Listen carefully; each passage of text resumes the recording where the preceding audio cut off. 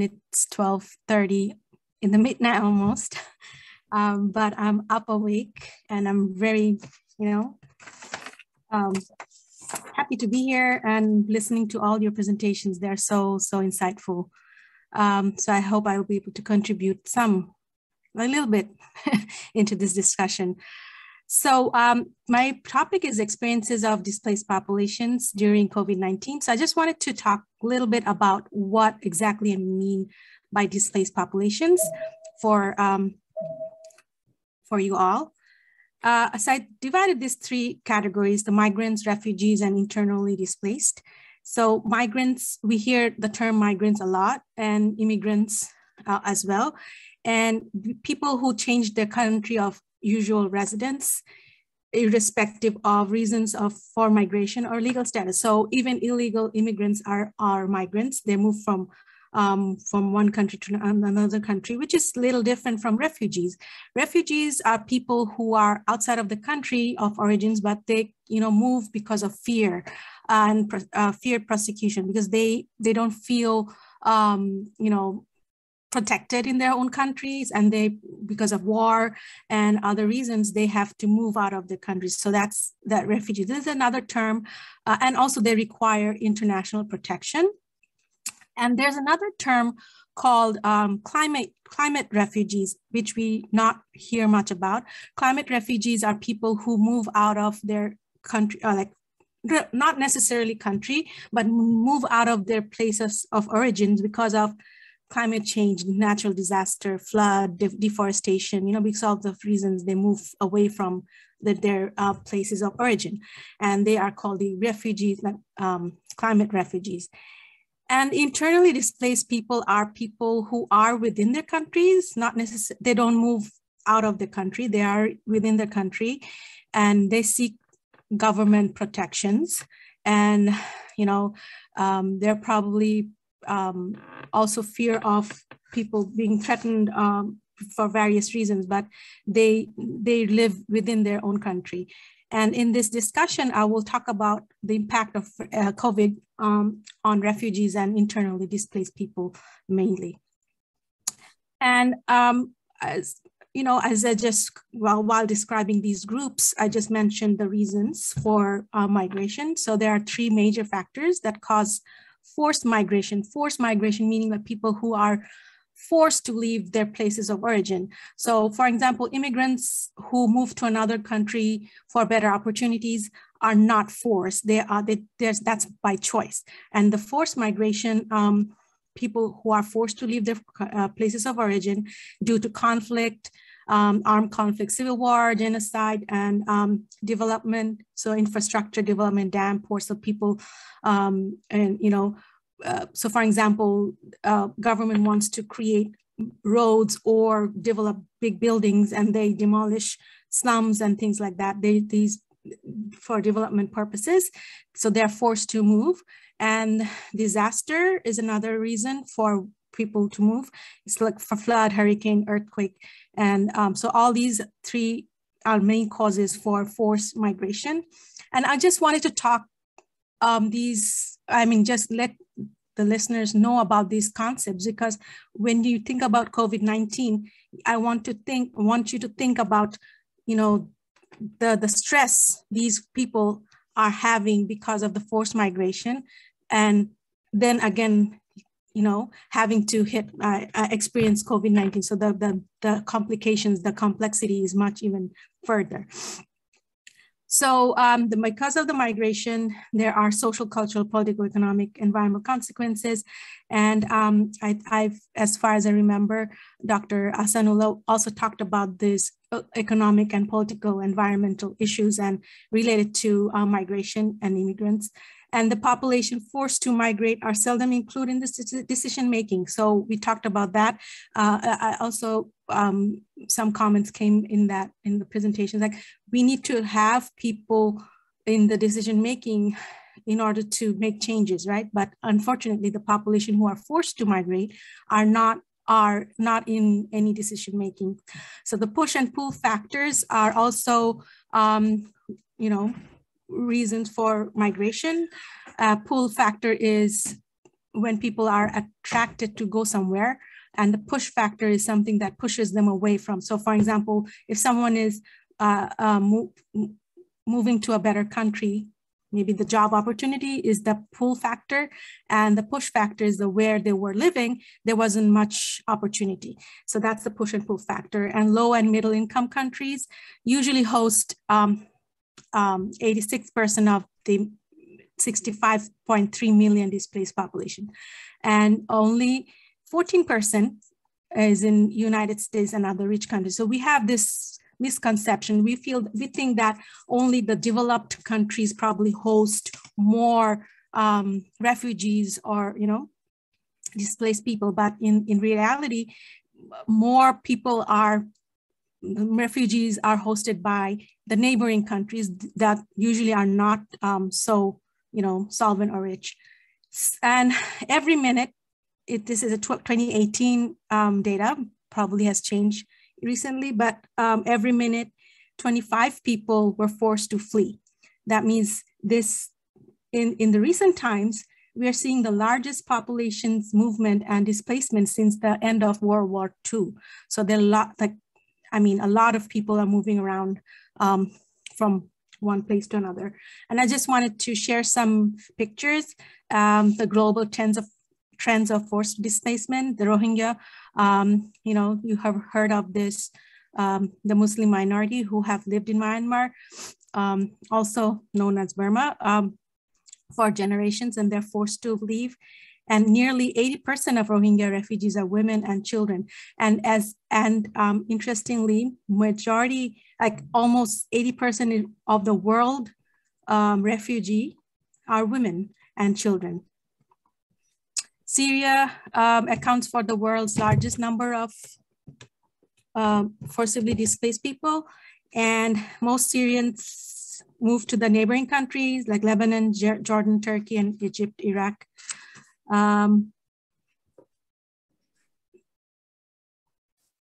Then the new Ukrainian refugees, they are moving to the neighboring countries like Poland, Slovakia, Hungary, and Moldova. So what happens as I'm now moving towards the impacts. So internally displaced people who are moving from within their countries and are being displaced because of various reasons. And for example, they're facing insecurity and fear. So they're moving within their country. So their housing conditions are overcrowded, poor living conditions. And because of pandemic, you can imagine that it's like the isolation or social distancing is not possible. The mental health, it kind of, again, I talked about earlier, which is thinking about their anxiety level because of the movement and then this pandemic. So together it has become more complex, and lack of sanitation, water, loss of employment, this affecting financial resources. The livelihood has been impacted greatly because of the pandemic. And the global pandemic also impacted the global economic hardship, which has rise in food insecurity. There has been growing economic hardship has also been linked to a rise food insecurity, and the number of people in need of emergency food assistance, for example, in Latin America, has already nearly tripled since the start of the pandemic. And there has been examples for in Bogota, Colombia, people, there are almost 56,000 internally displaced people living there, and they began to hang red cloths outside their windows during lockdown to signal that they were in need of food. So they ran out of food, and they were hanging clothes outside, showing that they don't have food. So in previous presentation, Dr. Sanola was talking about in Italy, the migrants, right? They couldn't go to buy food. because the fear of being deported. So that was, you can see, imagine this is so connected with this mental health issue, because they're in fear of being deported, but then again, they're also running out of food and they're going to starve. So this whole situation, if you think about it for a moment, it's so, very complex. It's just not the impact of the COVID in terms of health, physical health, is also mental health. And the COVID-19 pandemic has highly negative impact on the living, working condition of refugees as well, because left refugees, most of the time, they're living in camps, and also working, the working conditions are not great in general, and having this crisis made it even worse. And also majority, as I mentioned earlier, refugees live in developing countries. 86% of them are living in developing countries, and the country infrastructure is not that great, not that strong. So weak of non-existent healthcare system, lack of access to clean water, school, like there is the infrastructure there in the country is not great to begin with. So having this crisis and dealing with refugees has even made it more complex. So Save the Children estimated that refugees, many of them girls, accounts for around 40% of the 9.7 million children who may never return to school, having dropped out during the pandemic, reversing years of progress in ensuring girls receive an education. So they will probably never go back to school, be able to go back to school because schools are closed. And that's a big, challenge. And General Firdaus mentioned about child marriage. And I feel this is also a consequence of pandemic, because when the children are not being able to go to school, a lot of parents probably, decided that they, and also because of this hardship, they couldn't afford to raise them. So they, married the kids off. And also, although the interesting part is when the pandemic hit, we all thought about these refugee camps and people who are living in the camps. Like once the virus hit there, people are just going to die one after another. But in reality, the world's largest refugee camps have yet to report large-scale presence of the virus. So that means, that would be an interesting research to do, like why it has not happened in that way that we predicted in the beginning, why it didn't hit the way we anticipated in the refugee camps. And also the resettlement programs, refugee resettlement programs has really slowed down during pandemic. Many countries have, fully or partially closed the borders because of the crisis. And the data shows that refugee resettlement is at the 2-decade low. 15,425 refugees were resettled between January and September 2020, compared to over 50,000 during the same period in 2019. So you see the big difference between these two numbers, it has slowed down a lot. So there's a big backlog in the resettlement programs, which means the refugees are waiting to be resettled in the host countries. So, and also this is impacting their mental health issues and other related problems. So again, pandemic has a huge impact on refugees in terms of food shortage, limited employment opportunities. More than 3/4 of the displaced and conflict affected people have lost income at the start of pandemic.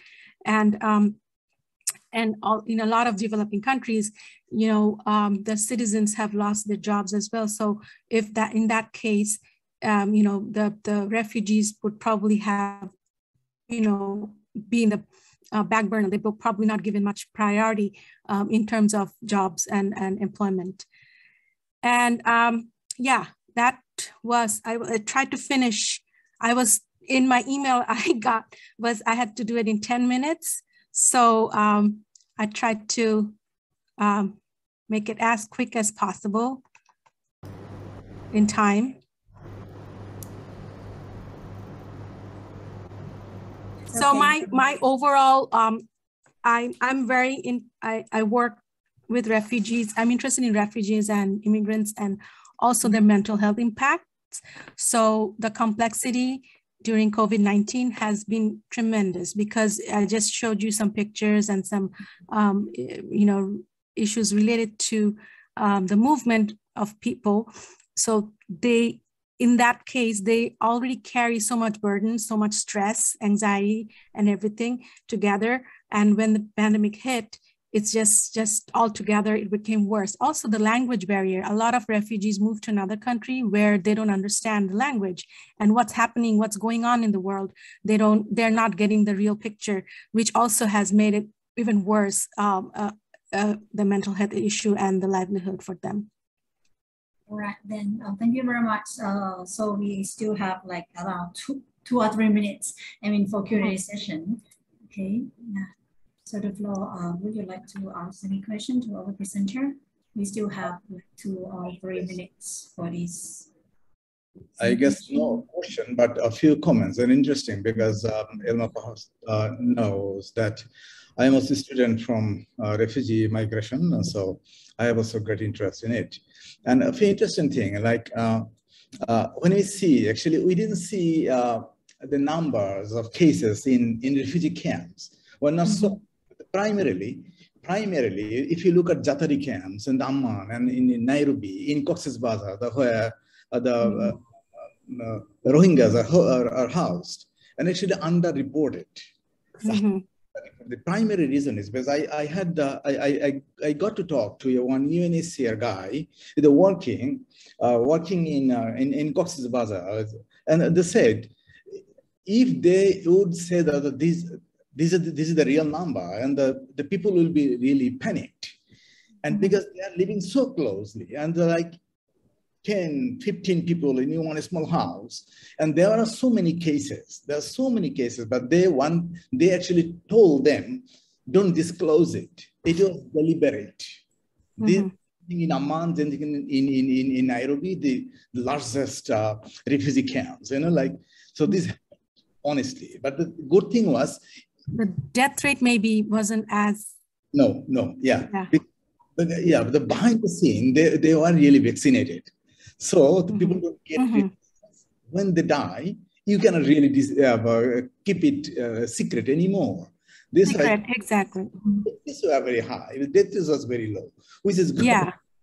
Yeah, that's what I'm saying. Like initially, I don't know if you remember, in the UNHCR and the UN, they were talking about how if it impacts the refugee camps, like people are going to die, it's going to be terrible. But that scenario didn't happen, even though they were infected, but the death rate wasn't as much as it was anticipated.